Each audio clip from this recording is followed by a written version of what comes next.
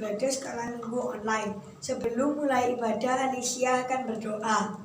Tuhan Yesus, tolong kami selama kami ibadah dalam nama Tuhan Yesus. Haleluya, amin.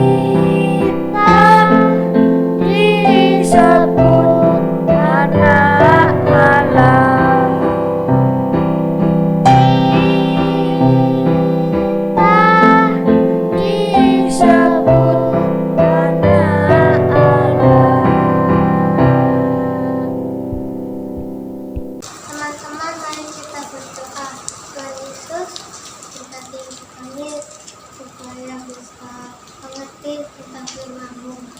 Dalam nama Tuhan Yesus, kita lagi berdoa. Haleluya, amin. Shalom semuanya, selamat siang. Bagaimana kabarnya hari ini?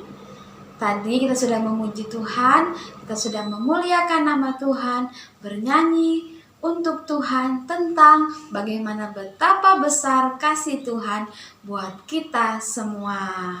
Nah, tiba saatnya kita mau bersama-sama merenungkan firman Tuhan. Nah, di hari ini tanggal 14 Februari kita biasanya merayakan Hari Valentine. Tapi walaupun kita masih merayakan atau kita masih mengikuti secara online, biarlah setiap hari, tidak hanya pada hari ini, tidak hanya pada tanggal 14 Februari, tapi biarlah setiap hari kita menjadi anak-anak Tuhan yang penuh dengan kasih. Nah, hari ini kita mau sama-sama belajar kebenaran firman Tuhan.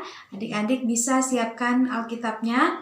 Alkitabnya dibuka, siapkan di dalam Kejadian pasal 22. Kita mau belajar dari kitab Kejadian pasal 22 ayat 1 sampai ayatnya yang ke-19. Kisah tentang Bapak Abraham dan anaknya yang bernama Ishak. Nah, dalam kisah ini kita melihat Abraham pada suatu hari disuruh Tuhan untuk mengorbankan anaknya Ishak.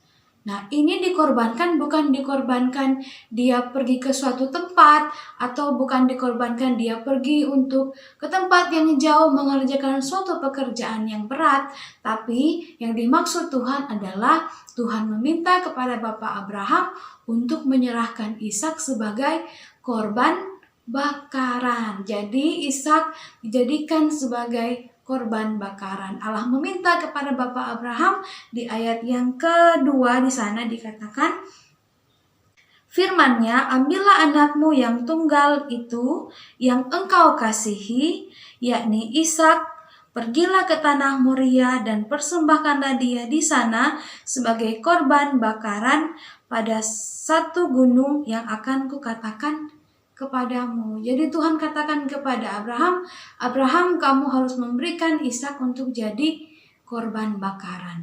Kira-kira sebagai ayah atau sebagai papa, kalau anaknya diminta untuk dijadikan korban bakaran, apakah dia akan rela? Tentu menjadi suatu pilihan yang sangat menyedihkan. Tapi bagaimana respon dari Bapak Abraham? Ternyata dalam kisah ini Bapak Abraham taat melakukan apa yang difirmankan oleh Tuhan. Di ayat 3 dikatakan bahwa pada keesokan harinya Abraham segera bersiap-siap. Ayatnya mengatakan, keesokan harinya pagi-pagi bangunlah Abraham, ia memasang pelana keledainya dan memanggil 2 orang bujangnya beserta Ishak anaknya.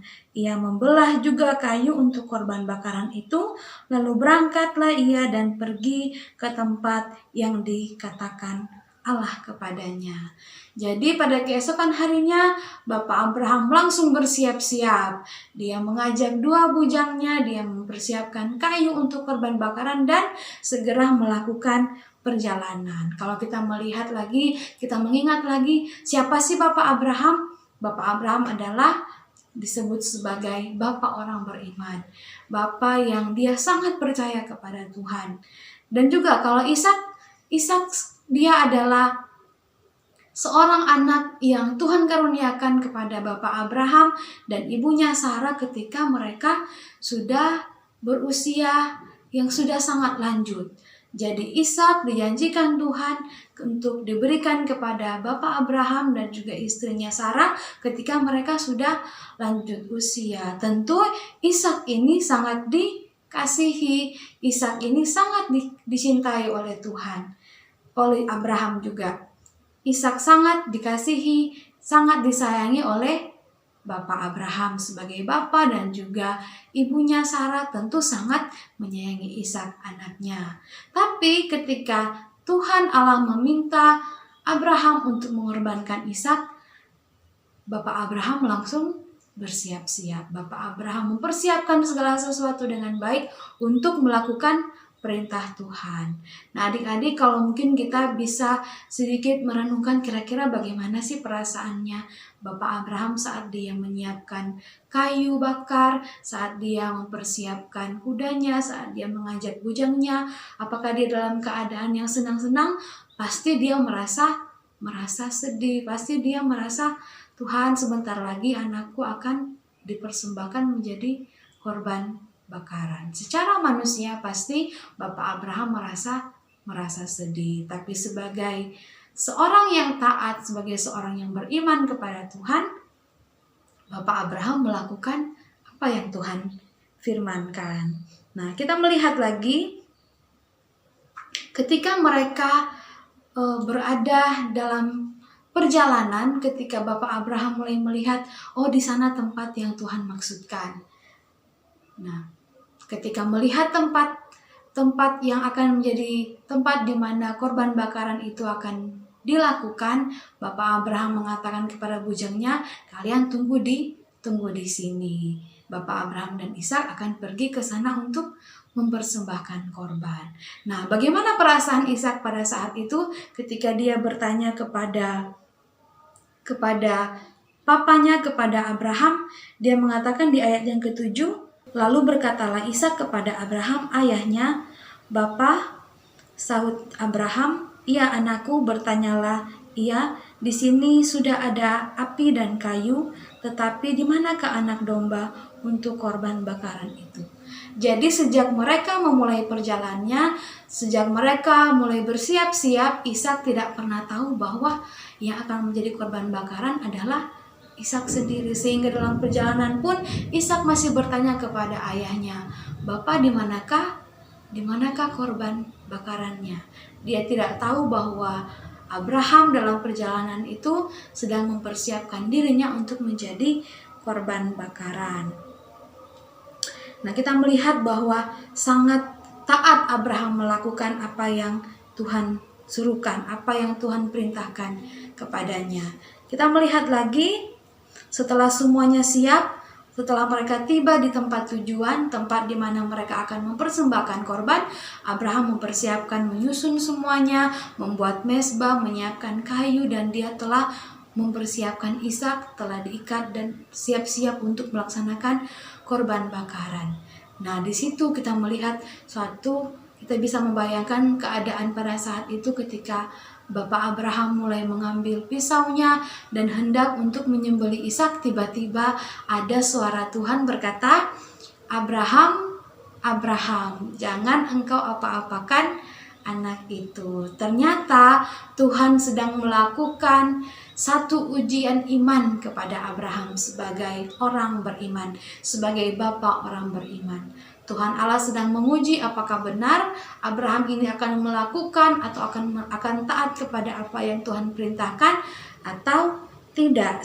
Jadi di ayat yang ke-11 di sana mencatat bahwa pada waktu Abraham hendak menyembelih Ishak, tiba-tiba malaikat Tuhan berseru, "Abraham, Abraham." Lalu sahutnya, "Ya Tuhan, jangan bunuh anak itu dan jangan kau apa-apakan dia." Tuhan menyatakan kuasanya, Tuhan mengatakan bahwa jangan kau apa-apakan Ishak, Abraham. Karena sekarang Allah sudah mengerti, Allah sudah tahu bahwa ternyata Abraham benar-benar seorang yang taat. Allah bukannya tidak maha tahu, tapi Allah benar-benar mau melihat dan Allah mau menguji Abraham, benarkah dia sungguh-sungguh seorang yang taat, seorang yang beriman kepada Tuhan atau tidak. Nah, oleh karena kerelaan hati Abraham ini, oleh karena ketaatannya, oleh karena dia takut akan Allah, kita melihat berkat apa yang Tuhan berikan kepada Abraham. Kita melihat di ayat yang ke-16. Katanya, "Aku bersumpah demi diriku sendiri, demikianlah firman Tuhan, karena engkau telah berbuat demikian." Karena Abraham sudah taat kepada Allah, Abraham sudah rela mau mempersembahkan Ishak. Dikatakan apa? "Dan engkau tidak segan-segan untuk menyerahkan anakmu yang tunggal kepadaku, maka aku akan memberkati engkau berlimpah-limpah dan membuat keturunanmu sangat banyak seperti bintang di langit dan seperti pasir di laut." Tentu sangat banyak, tidak terhitung. "Dan keturunanmu itu akan menduduki kota-kota musuhnya." Berkat apa lagi yang diberikan Tuhan selain akan membuat keturunannya sangat banyak dan juga akan memberikan kota-kota, orang-orang di mana mereka bisa mendapatkan tempat-tempat atau kota-kota tersebut untuk dijadikan milik kepunyaan daripada Abraham. "Oleh keturunanmu lah semua bangsa di bumi akan mendapat berkat karena engkau mendengarkan firman-Ku." Oleh karena Abraham, maka setiap bangsa di bumi akan mendapatkan berkat. Setiap keturunannya akan mendapat berkat. Bangsa di bumi akan mendapatkan berkat oleh karena ketaatan daripada Bapak Abraham. Berkat yang luar biasa yang Tuhan karuniakan kepada Bapak Abraham dan juga kepada keturunannya. Nah, kita mau melihat pelajaran penting dari kisah ini. Tentu iman Abraham atau keyakinan Abraham tidak dapat dipisahkan oleh kasih. Abraham melakukan semuanya ini. Abraham percaya kepada Allah. Abraham taat kepada Allah. Dia tentu memiliki hati yang mengasihi Tuhan. Bukan karena dia hanya takut, oh nanti kalau saya tidak taat, nanti Tuhan akan menghukum. Bukan seperti itu, tapi dia tentu memiliki hati yang mengasihi Allah. Sehingga ketika Allah memerintahkan sesuatu kepadanya, dia melakukannya dengan taat. Jadi iman dan kasih adalah dua hal yang tidak dapat dipisahkan. Seorang yang mengasihi Allah, pasti dia akan percaya terus kepada Allah. Dia akan percaya dan semuanya diwujudkan dengan dia taat kepada apa yang Tuhan firmankan, apa yang Tuhan perintahkan. Nah, kita mau belajar hari ini, kalau kita sendiri juga perlu merenungkan, benarkah saya ini adalah anak Tuhan yang benar-benar mengasihi Tuhan? Bagaimana saya mewujudkan kasih itu kepadanya? Nah, kita bisa melihat satu contoh sederhana saja, misalnya pada jam ibadah. Apakah kita sudah rela meninggalkan game atau menutup dulu game sementara untuk menghentikan dulu permainan sementara atau kegiatan kita untuk sementara dan berfokus kepada ibadah kita? Nah, contohnya setiap hari Minggu kita ada ibadah mulai jam 10:30, pukul 10:30. Apakah kita rela mengkhususkan waktu untuk kita benar-benar mau beribadah dengan sungguh-sungguh kepada Tuhan, melupakan dulu untuk sementara gamenya atau setiap permainan ada yang menghalangi untuk fokus kepada Tuhan? Kita bisa merenungkan atau kita bisa memikirkan sendiri, apakah benar saya ini adalah seorang yang mengasihi Tuhan? Apakah benar saya ini sungguh-sungguh percaya kepada Tuhan? Apakah kita sudah rela untuk benar-benar mau memberikan waktu dulu untuk fokus beribadah kepada Tuhan? Dari itu kita bisa melihat apakah kita ini benar-benar mengasihi Tuhan. Jadi kasih itu harus diwujudkan. Contohnya kita mengasihi orang tua kita misalnya. Bagaimana cara kita mewujudkan kasih kita kepada orang tua? Apakah misalnya kalau mama suruh untuk mengerjakan sesuatu, kita menolak? Apakah kita benar-benar mengasihi orang tua kita? Nah, tentu karena kita mengasihi orang tua kita, saat kita mungkin mama atau papa minta tolong, kita melakukannya dengan senang hati. Karena apa? Karena kita mengasihi orang tua kita. Nah, demikian juga kepada Tuhan.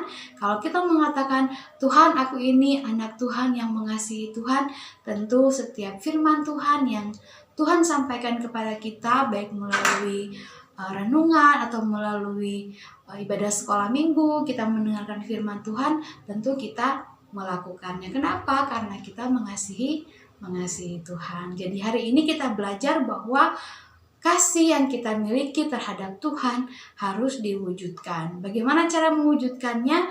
Yaitu dengan cara kita mentaati firman Tuhan. Ada satu ayat yang mengatakan, jikalau engkau mengasihi aku, engkau akan menuruti segala perintahku. Firman Tuhan mengatakan bahwa jika kita mengasihi Tuhan, maka kita akan menuruti segala perintah-perintahnya. Mari kita merenungkan masing-masing. Kita merenungkan di dalam hati kita, benarkah kita ini mengasihi Tuhan atau masih belum? Kalau masih belum, kita mau sama-sama belajar, sama-sama membangun hati kita untuk menjadikan hati kita hati yang mengasihi Tuhan. Jadi hari ini biarlah firman Tuhan boleh memberkati kita, mengingatkan kita kembali untuk kita belajar mengasihi Tuhan lebih lagi dan lebih lagi, mewujudkan kasih kita kepada Tuhan dengan cara kita taat kepada firman-Nya.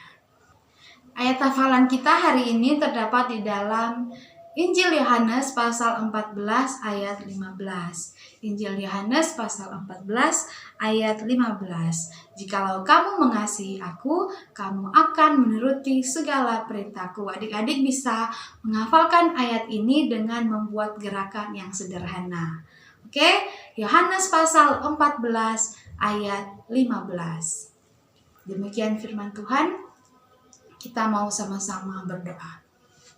Tuhan, kami mengucap syukur untuk di saat siang hari ini kami telah belajar dan merenungkan firman-Mu. Berkati kami Tuhan menjadi anak-anak Tuhan yang sungguh-sungguh mengasihi Engkau, dan kami benar-benar mau membuktikan kasih kami kepadamu dengan kami mentaati firman Tuhan.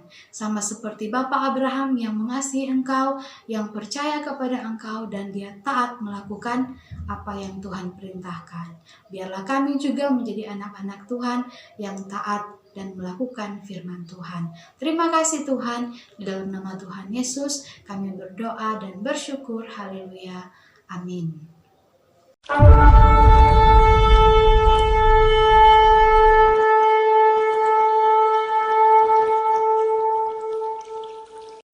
Tahukah kamu, Ishak adalah satu-satunya anak dari Bapak Abraham. Ishak adalah anak perjanjian. Allah memilih Abraham untuk menjadikan ia saluran berkat untuk segala bangsa. Itulah sebabnya pada waktu itu Allah berjanji akan memberikan ia keturunan dan juga tanah Kanaan sebagai tanah perjanjian yang akan dimiliki oleh Abraham dan keturunannya nanti. Tapi, apakah itu semua benar-benar bisa terjadi? Lihatlah, Sarah, istri Abraham, adalah seorang perempuan yang mandul. Ia tidak bisa melahirkan anak. Sementara Abraham sendiri usianya telah 75 tahun. Apakah janji Tuhan kepadanya benar-benar akan tergenapi? Adik-adik, dalam kisah-kisah yang tercatat dalam Alkitab, kita melihat bahwa ternyata janji Tuhan kepada Abraham benar-benar tergenapi. Abraham tetap percaya dan taat menanti janji Tuhan. 25 tahun kemudian, ketika Abraham telah berusia 100 tahun dan Sarah istrinya telah berusia 90 tahun, lahirlah Ishak bagi mereka. Secara manusia, waktu itu sudah tidak ada lagi harapan bagi Abraham dan Sarah untuk memiliki keturunan. Namun, Tuhan sanggup mengubah hal yang tidak mungkin menjadi mungkin. Pada akhirnya, Abraham dan Sarah bisa memiliki keturunan, yaitu Ishak. Itulah sebabnya Tuhan sangat tahu bahwa Ishak adalah anak yang sangat-sangat dikasihi oleh Abraham. Tuhan Yesus, terima kasih sudah menolong kepada kami dalam nama Tuhan Yesus. Haleluya, amin. Sampai jumpa minggu depan.